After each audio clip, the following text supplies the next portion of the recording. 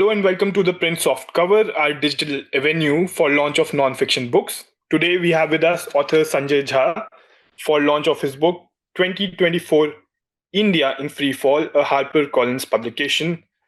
Mr. Jha, apart from being an author of several bestseller books, is a former national spokesperson of the Indian National Congress, a former banker, and internet entrepreneur. In his book, Mr. Jha argues that India appears to be in a state of free fall ahead of 2024 Lok Sabha polls. Welcome to the Print, sir. Thank you very much, Ashok. It's a pleasure to be here. Yeah. So let us dive into the discussion about the book. Yeah. So firstly, I would like to ask, why did you decide to write this book at this time? And knowing that you are a congressman, you might have been suspended, but you are a congressman. Why would anyone who does not believe in Congress ideology read this book, going by the title? Our book, in my opinion, a democracy like India, with so many problems, frankly, inequality, poverty, sectarian tensions, a constant challenge to actually take care of those who are disempowered or disadvantaged. I think politicians play a humongous role in terms of taking the country forward. And I think if there are fault lines or there are some glaring drawbacks in our ecosystem, then I think it's a common and the ordinary citizen of India who really pays a humongous price.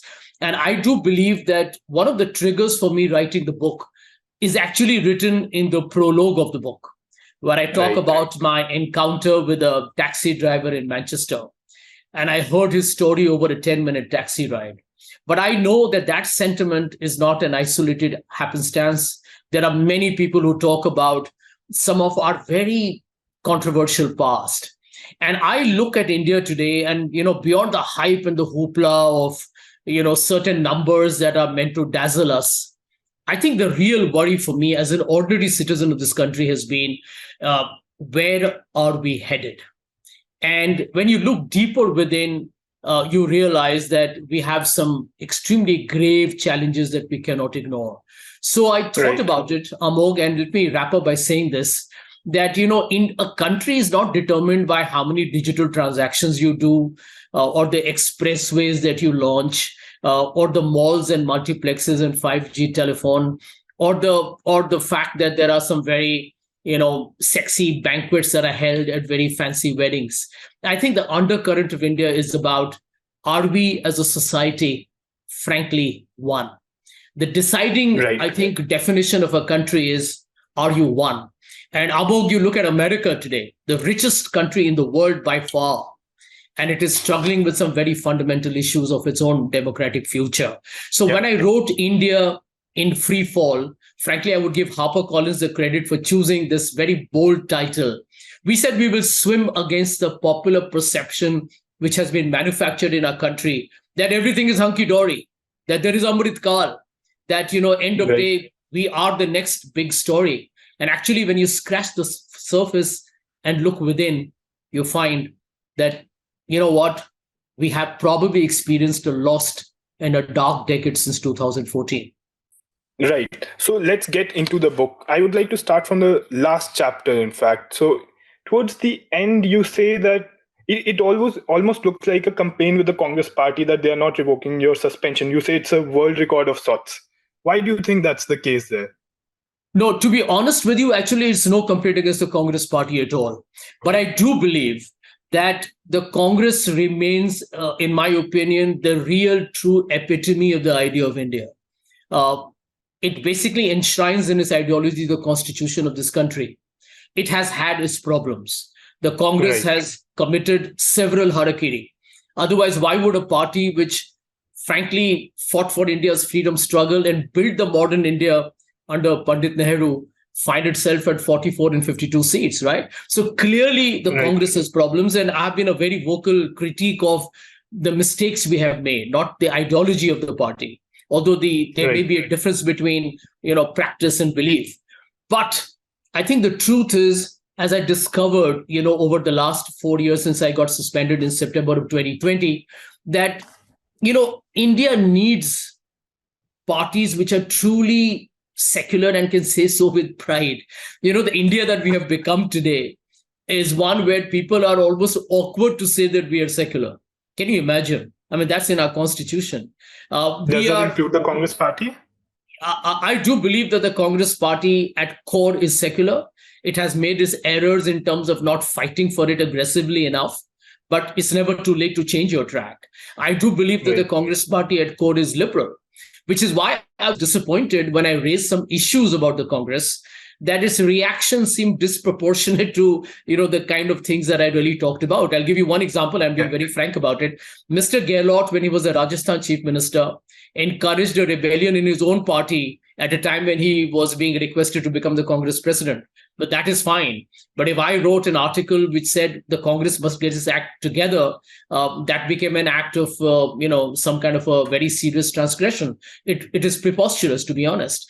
But I want to add this point. And this is a turning point, because, a lot of people thought that I was, kind of taking such a centrist position that at times I was even trying to rationalize Narendra Modi's government. The truth is I never did. But when the rapists of Bilkis Banu were released, when India celebrated on August 15th, its 75th Independence Day, I thought that was like crossing the Rubicon. Mr. Modi's government, in my opinion, made India look like a country without any political morality or a public ethic. And I thought that was a defining moment for me to be very clear that no matter what my problems may be with the Congress or anybody for that matter, Mr. Modi's government and the BJP do not deserve the moral legitimacy to govern this country. And I have been, I think a lot of people believe, as good a spokesman or as bad a spokesperson I was of the Congress party before I got suspended. Right. So let's talk more about the book itself rather than your journey. So again, in the last chapter, your last word is hope. Yeah. One, why are you hopeful still? And second, what is this dark cave you're talking about from which you need a ray of hope? I'll give you a simple example. Actually, the last chapter ends with hope, and the epilogue actually ends with telling you that it's about time you visited a man who lives very close to where I live in Mumbai. But let's take an example which is as current as today. You have the Supreme Court of India that says that electoral bonds were unconstitutional, and by that logic, unethical and illegal. We are talking about India since 2018 having probably fought the general elections of 2019 and several state elections, which typically have been possibly fought with tainted money. In my opinion, we are an illegal democracy today, actually, because the resources used to contest elections are themselves questionable of the highest order. And you have a situation where the Supreme Court says that make a disclosure of all the donors by the 6th of March. And the State Bank of India, which we know reports to the Finance Ministry, which reports to the Prime Minister, has come and requested the Supreme Court that we don't or we cannot want to disclose the name of the donors till the June 30th because they have apparently an internal problem. Really? In the age of digital India, is that a problem? It would take minutes. I've been a banker. I want to tell you, I was part of a technology team in a bank. Right. This would take less than seconds, if not minutes. Why is the government of India trying to hide what could be the source of the biggest corruption and crony capitalism deals? It tells you why India needs to fight back. And I believe why India has hope, Amog. India has hope because it's a diverse country. It's not a country that you can subjugate. It's got a mix of people, men, women, children, got a young population, which I do believe dreams of a beautiful India. We keep saying aspirational India. I'm sure they're not happy with what they're seeing. And I therefore believe that somewhere, if you look back, even when Mrs. Gandhi, I remember I was in my teens then, when she had imposed the emergency, there were a lot of people who said the trains are running on time, there is a 20-point program, there is a lot of development, corruption has gone down.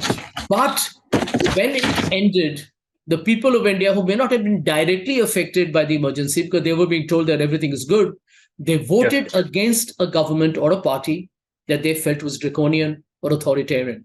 I believe that everyone today is aware that Perhaps the legacy of the last 10 years is fear, divisiveness, and anger. I meet so many people in our country who are scared. Everyone talks in a WhatsApp or a Signal. Businessmen are terrified. There are stories going around of people contributing money to the electoral bond after having had an ED or an income tax. Is this the country that India needs to be?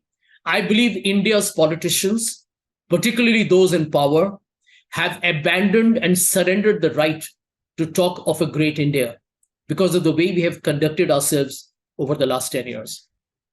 Right. So my next question is somewhere related. You've written about Adani, you've written about COVID, you've written about Manipur. You say that you, to some extent, is not happy with the condition. But why do you think Mr. Modi's ratings are still where they are? They're still high. Why do you think that's the case? Since I go on television very often, I can tell you this. Yeah. The singular reason why Mr. Modi continues to be looked at as a front runner, although I'm optimistic that things can change and probably will change, is because the mainstream media, and I would say mainstream media means a big media, has completely protected him for the last 10 years. Think about it, right? The UPA lost because the UPA had no objections, no real issues with Arvind Kejriwal and Anna Hazare protesting at Jantar Mantar. Okay, that's the time when I actually became more active politically with the Congress. Did the Congress really do anything to stop the barrage of very negative publicity it got? It didn't. It didn't, right? The media actually went, I think, legitimately. I think if there's corruption charge, please go against the government, right? The Congress did have a lot to explain for, but the media was free to call a spade a spade. And guess what happened? The public saw it, and the public said, well, UPA, you may have done good things. You may have even brought the RTI and the Lokpal, but we're going to defeat you because we want to give somebody else a chance. Think about it, Amog. The Lokpal agitation of Anna Hazare and Arvind Kejriwal actually ended up routing the Congress that began in 2011. Did anybody in our country ask, where is the Lokpal over the last 10 years? Has the RTI not been diluted? Is the electoral bond potentially not the mother of corruption scams? Did Rafael really get investigated? Did Gautam Adani's alleged shenanigans ever get investigated? The answer is no. So I can tell you this for a fact. Big media has really kind of actually kept the people of India in the dark. And I'll tell you the reason. See, you are in the print, which is a very popular, one of the most popular, if not the most popular online portal, right? Along with the Wired and the Scrolls of the world. You guys are doing a lot of, what I call as dispassionate journalism. But you look at big media today, it's so one-sided. Now, the average Indian is not a political junkie. He's or she's not wired into what's going on, day in and night out. They have to work for a living. They go back home. Look at Mumbai. An average person comes to work in BKC or Lower Parel or somewhere, goes back home to Borivali or Nambarnath, manages to just have enough time to cook, go to sleep, and come to work the next day. Their news information is only on big media. And of course, the second more lethal source of information, which is the WhatsApp University and fake news. That's the reason why I think Mr. Modi has a very high rating. Because let me be blunt with you. No prime minister in any democracy, forget being re-elected, would have been looking so ahead of the pack if he or she did not give a press conference for 10 years, if there were charges of crony capitalism of the Adani kind, if there were accusations of actually, party members indulging in a lot of communal and communally, shall we say, sensitive statements. If a political party was accused of actually using institutions to harass opponents, and above all, indulge in source of political funding itself being questionable, no individual leader would have survived this. Mr. Modi continues to be apparently in the lead despite not visiting Manipur. I mean, just think about it. Yeah. Can you imagine a Boris Johnson or a Rishi Sunak or a Barack Obama or a Joe Biden not visiting a state or a locality or a province where there was violence, over hundreds dead, over thousands homeless, and the leader hasn't even visited there since the last 8 months. And that leader is in the front. Really? That's my answer. Right. So you've also spoken about 2011 Anna Hazare movement. So there's a very interesting comparison that you draw between 2011, the year for Manmohan Singh, and 2021 year for uh, Prime Minister Modi. Can you explain this comparison to our audience a little? Yeah, I call that actually the 7-year itch that is Yeah, very famous right. in married couples or probably now in live-in relationships. And in 2004, the Congress and the UPA formed a government. In 2011, 7-year itch hit it when Arvind Kejriwal and Anna Hazare and the entire Lokpal agitation began. The Congress actually was never the same again. It was on a downhill Right. slope. And I remember, kind of actively fighting for the party then, but I realized that, we were committing blunder after blunder. I believe in 2021, Mr. Modi's government was at its most vulnerable. A lot of people actually seem to have forgotten the COVID pandemic. But I looked at 2021 and I was astonished at the way the Indian government handled the second wave of the pandemic. I mean, actually, we were on our own. There was no government. Twitter and social media was where people were saying, give me a cylinder, help me with a car, get me a medicine, get me a hospital bed. The government had actually literally thrown its hands up. And, I thought about that. And I said, here were people dying. Mr. Modi's government a few months earlier was chest thumping that we are the ones who have cracked the entire COVID code.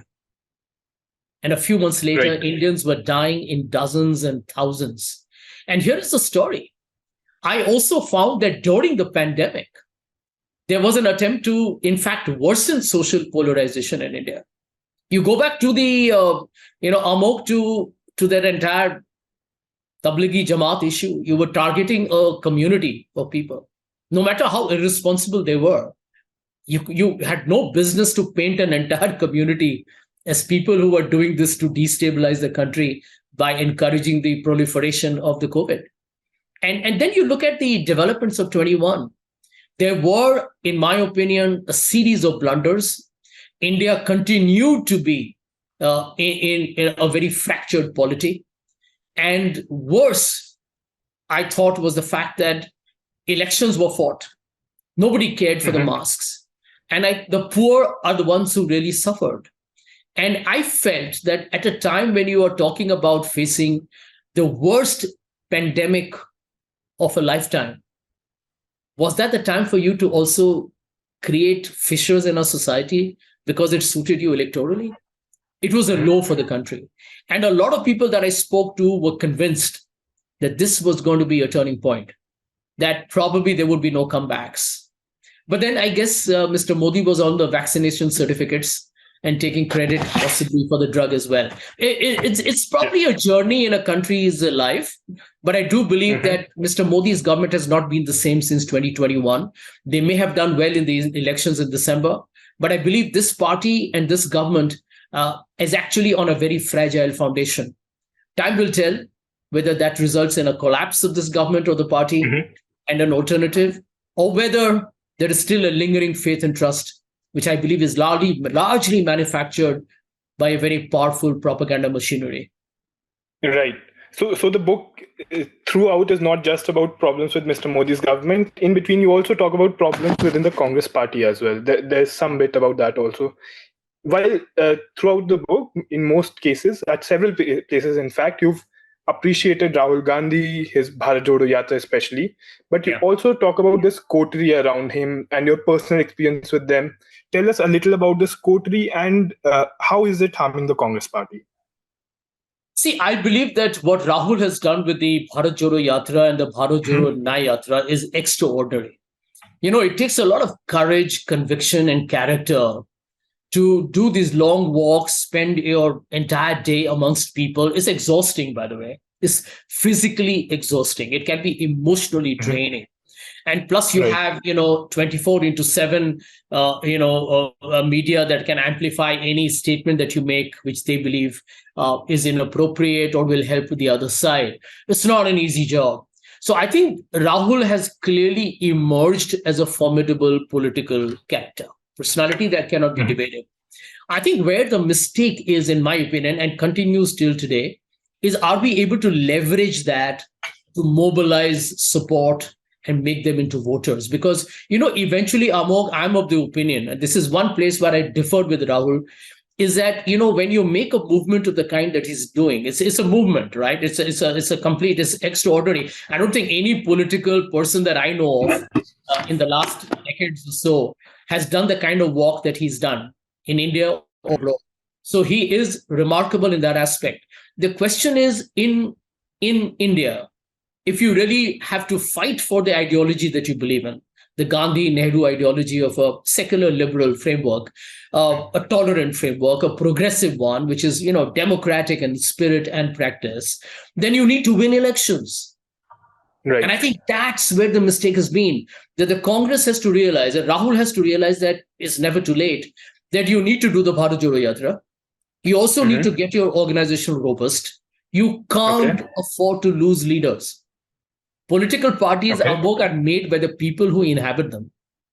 You can't say that if somebody is leaving, they are traitors to the ideological cause. I don't agree with that. Yes, India is unfortunately not the democracy it should be. We are transactional. There is no ideological fidelity. It's a fact. We all know it. I believe, I'm so proud of the Ramog, that I'm the only outlier in Indian politics who's been suspended, or his party has been, pissed with him, that they have told him you can't be part of the mainstream. But I haven't left my party. And I feel shocked and dismayed when I find people doing that. Because, I'm like, how can you be with the Congress one day and the BJP the other? That's like becoming from a Dalai Lama to a Donald Trump.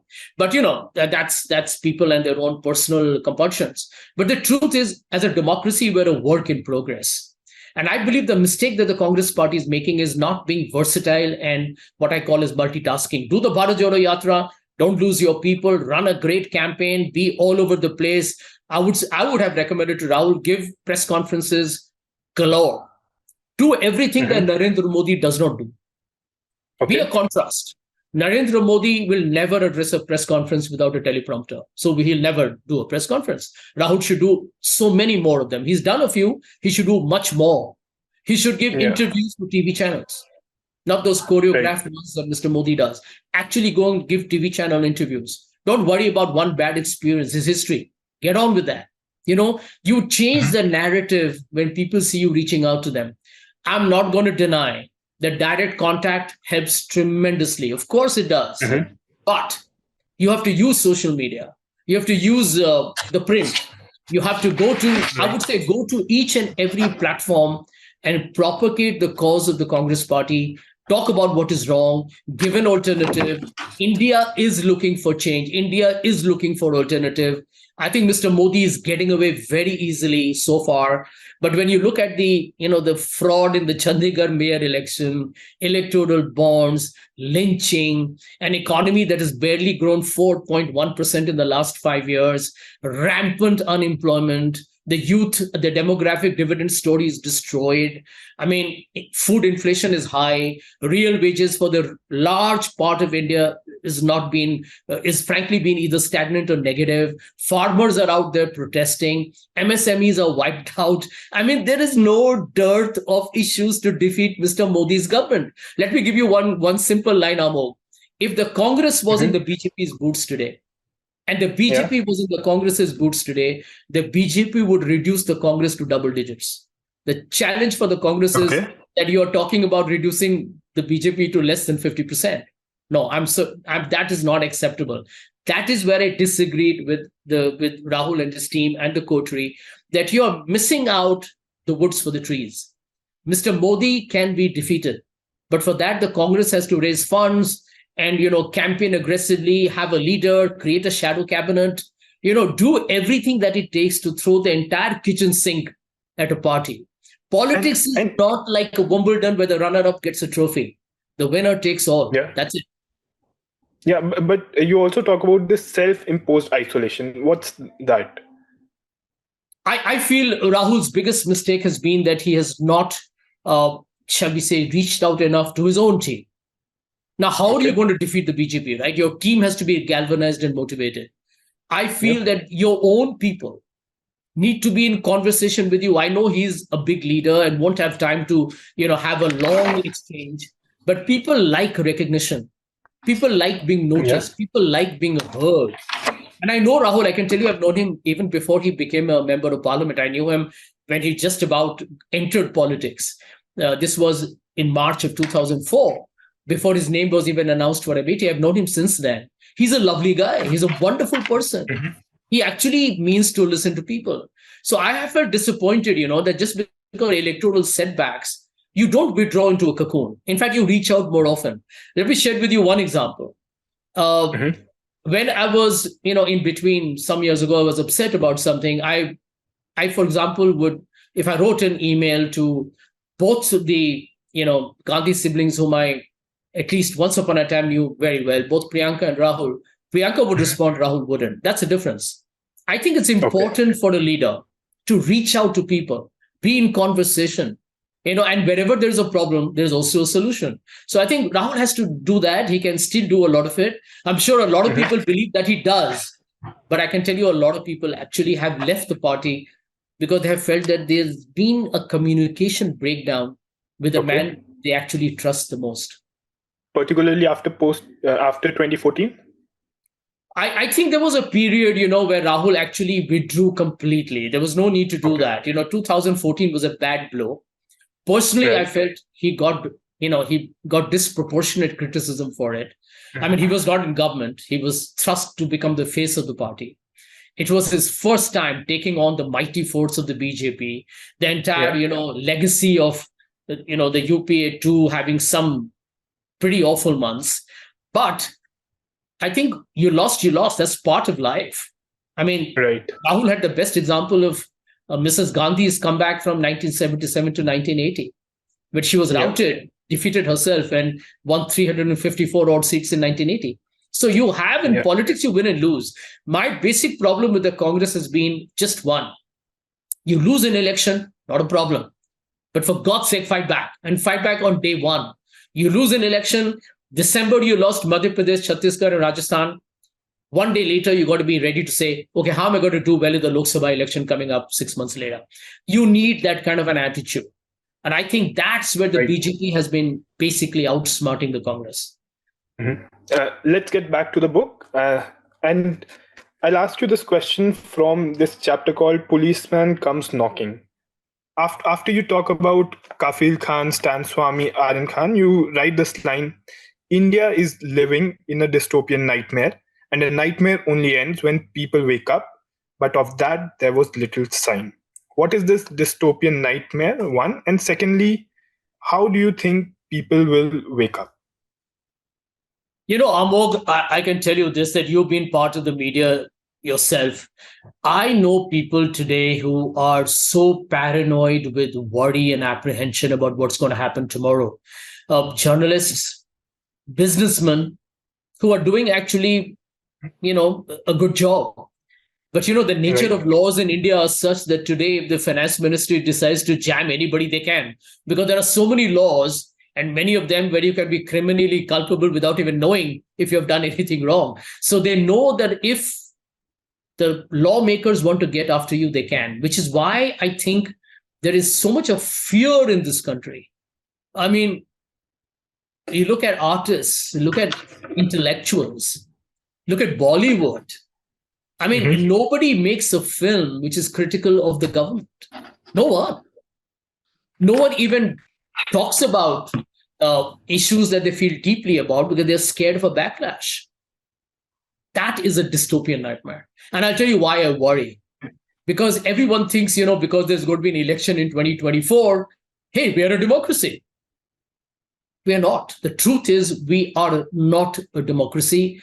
We are a democratically elected dictatorship or an elected autocracy, call it what you might. The truth is, there is fear. And I think fear is a nightmare for people. Ask everyone who hears your program. I mean, when they are fearful about anything, ask them if they sleep well in the night.